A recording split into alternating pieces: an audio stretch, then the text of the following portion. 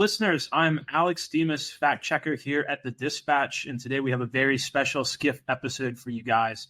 I've got on a great guest, Peter Suderman. He's the features editor at Reason Magazine and Reason's local cocktail aficionado. He also has a fantastic Substack called Cocktails with Suderman. We've got him on to talk all things cocktails as we prepare to, as a country, watch Joe Biden and Donald Trump go face-to-face in the first presidential debate.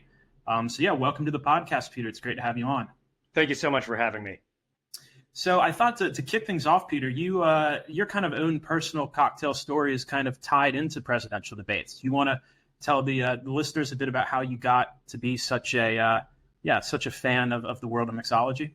Yeah, so there are many versions of my cocktail origin story, but the one I tell the most often is that in 2015, there was a series of primary debates, and viewers may recall these were the first debates with Donald Trump. The 11 leading Republican candidates for president are at their podiums. They are ready. First of all, Rand Paul shouldn't even be on this stage. In Wisconsin, you're losing $2.2 billion.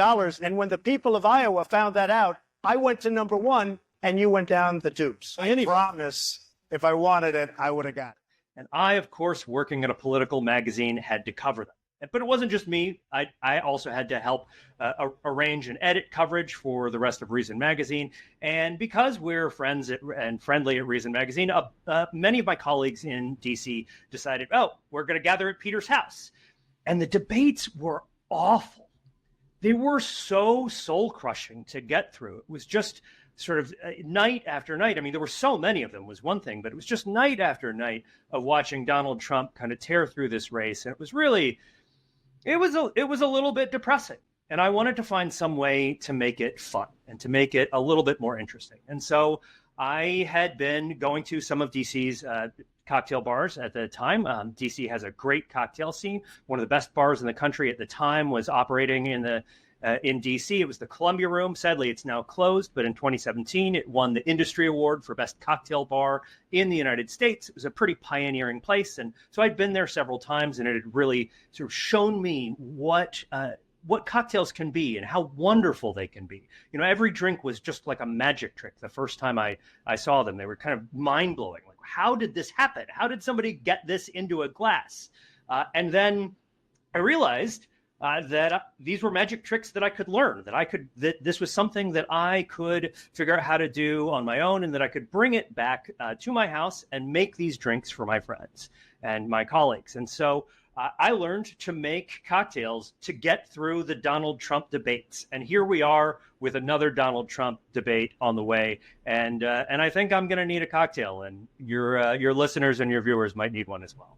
Peter and I have put together a hopefully very, very good original menu of 4 kind of debate-themed cocktails for you guys that are based off of a lot of this history of kind of those original cocktail specs. And we're going to walk you guys through how to make those so that you too can slightly inebriate yourselves as we have to watch the debates on Thursday.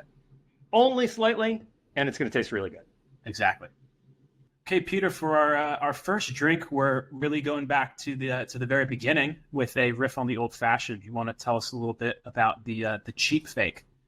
Okay, so one thing about cocktails is you can't copyright a recipe, and you can call any drink you want any name you want. And so this has been a big part of cocktail history and cocktail making. When I was making drinks for my colleagues during the 2015 debates, I would make classic cocktails, basically unchanged, but I would give them funny names, relevant names, sort of things that commented on what we were seeing. For example, when Rand Paul was sort of his campaign was dying and coming back, I made a drink called a Kentucky Corpse Reviver. This is a riff on a classic drink called the Corpse Reviver number 2, right? It's the idea is that it's kind of funny, but this is historically something that we've always seen. So in the 1800s, there is a lost drink. We actually don't know the name of it, or excuse me, we don't know the recipe of it, but we know the name. It was called the Fiscal Agent, and it was a drink about how people were mad about taxes. Great cocktail, even if we don't know what was in it. And so we're going to make some drinks that have debate relevant names for this debate. And the first one we're going to make is Cheap fake, which is what the Biden campaign has been saying. Oh, all these videos of Joe Biden maybe not looking 100%, those are just cheap fakes. And this drink is fundamentally just an old fashioned. Earlier, I was talking about how these 3-part drinks, like the old fashioned, can sometimes have more than one part and can sometimes have ingredients that aren't exactly the same thing in the original recipe. That's this drink. So a typical old fashioned is a couple of dashes of Angostura and then sugar or sugar syrup, and then just 2 ounces of whiskey. And what we're going to do here is instead of sugar syrup, we're going to use maple syrup. And instead of just 2 ounces of bourbon or 2 ounces of rye, we are actually going to use both, and we're going to split the base. So you're going to get a little bit of that bourbon sweetness, and you're going to get a little bit of that rye high pepper here.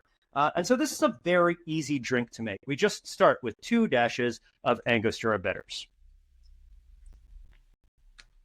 And then we're going to measure out 1/4 ounce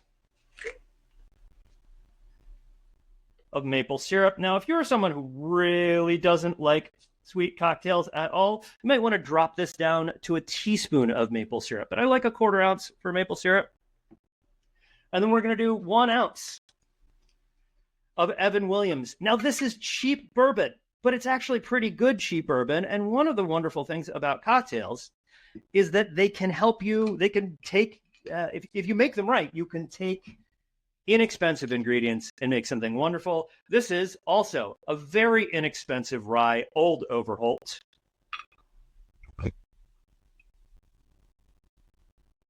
Two of my favorite cheap whiskeys. We're going to add some ice here. We want to make sure we put enough ice as we stir so that the ice stacks. You don't want the ice to be floating inside, and you're just going to stir it. You're going to stir it for about 10 to 15 seconds. And here you can kind of count in your head. I often sort of count my stirs, but you'll get a sense of it if you do it enough. The idea is you do actually really want to chill it. You're chilling and you're adding dilution, so both of those are happening at the same time, is that you're pulling water from the ice, and that is making the liquid colder. So this is the chill and dilution phase, and we stir old fashions for a reason, which is that if you stir a cocktail, that gives you a smoother, silkier texture.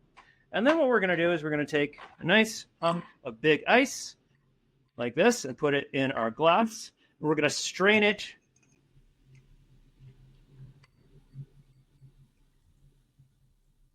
into the glass. And then for our final touch, we're going to take an orange peel.